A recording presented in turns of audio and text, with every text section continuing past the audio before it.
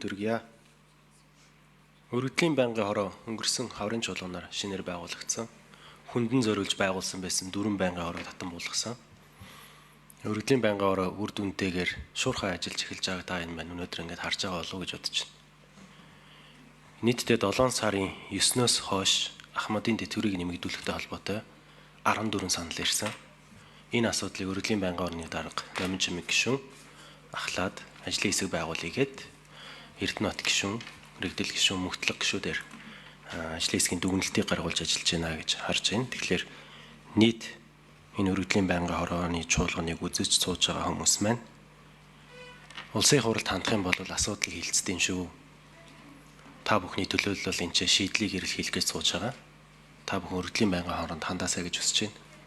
Хоёрдугаарх нь Эрдэнэт гишүүн ахлагчтай ажлын хэсгийг бол богино хугацаанд гэхэд чамлахааргүй их ажил хийсэн байна гэж харж байна. Гэхдээ энэ дээр нэмж хийх ёстой ажлууд байгаа болов уу гэж бодож байна. Нэгдүгээрт та бүхний мань гаргасан саналууд бол олон төрлийн хувилбартаагаар дүгнэлтүүд гаргасан байна. Олон төрлийн хувилбарууд байгааг нь бол зөв гэж бодож байна. Нөгөө талдаа Бат Эрдэнэ гишүүн сая хэлжсэн шийдэл нь юу байх юм бэ? Хуулийг нь өөрчлөх юм уу? Эсвэл Монгол банкны зээлийн журмыг нь өөрчлөх юм уу?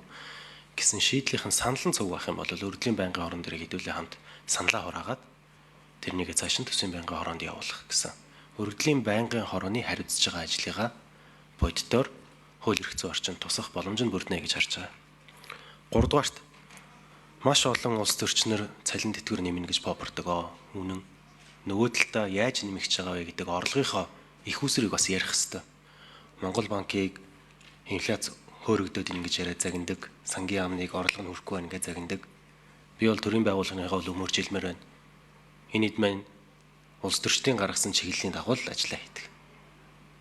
Хамаагүй бас тэгж хүйтэн хатуу үгээр хандж болохгүй болов гэж бодож байна. Төрийн албан хаагч нар бол бодлогоо барайл явж байгаа.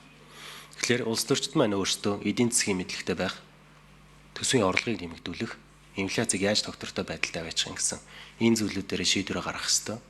Төсвийг хилцэж байгаа энэ цаг хугацаан дээр бид нар яаж эх жилийн инфляцийг өөрөгдөхгүй байхаар төсвийн хэмжээг тодорхойлох юм. Энэ цалин тэтгэврийг нэмэх боломжийг эрэлхийлсэн, орлогыг нэмэгдүүлэх төсөл арга хэмжээний хөрөнгө оруулалтыг яаж шийдэх юм гэсэн тийм талд нь шийдлүүдээ гаргаад явах ёстой. Өмнөх хаврын чуулганаар бүгдээрээ хэрүүлсэн. Тойргийн гишүүд болгонд 15 тэрбум төгрөг байгаа. Тэрнүүгээр хөрөнгө оруулалтаа хийнэ гэсэн. Ийм байдлаар улсын төсвийн орлогыг нь жалга довны үзлэр баг багаар тараагаад явах юм бол бидний төсвийн орлого ч нэмэгдэхгүй.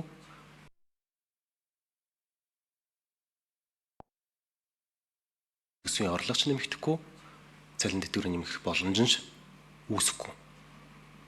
Тэгэхээр 126 гишүүд маань санал нэгтгээр орлого нэмэгдүүлэх тал дээр хөрөнгө оруулалтын арга хэмжээнүүдийг бодох хэрэгтэй байна.